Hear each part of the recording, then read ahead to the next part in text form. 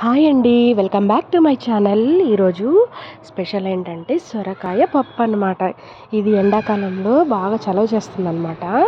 ఇది తింటే చాలా చలవగా ఉంటుంది. ఇది మా ఊర్లో చెట్టుకు పండిందనమాట. ఇది నాటుకాయ అంటారు దీన్ని. ఇది వచ్చేసి దీన్ని కందిపప్పు వేసి చేసుకుంటే చాలా బాగుంటుంది. చలవగా ఉంటుంది, ఎండాకాలంలో చల్లగా ఉంటుంది అనమాట తింటే.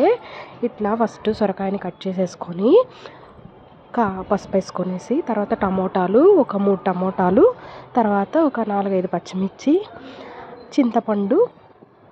చింతపండుని ఏంటంటే ఫస్ట్ వేసుకోకూడదండి. చింతపండుని వేసుకుంటే ఉడకదనమాట, పప్పు అనేది ఉడకదనమాట. చింతపండుని పక్కన ఒక రొంత నానబెట్టి పక్కన పెట్టుకోవాలన్నమాట. పక్కన పెట్టుకున్న తర్వాత మనము ఇలా వాటర్ని అంతా తీసేయాలన్నమాట.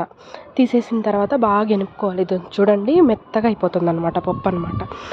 చింతపండు వేస్తే ఏంటంటే మన పప్పు అనేది మెదగదనమాట, మెత్తగా అవదనమాట విజిల్ పెట్టినప్పుడు.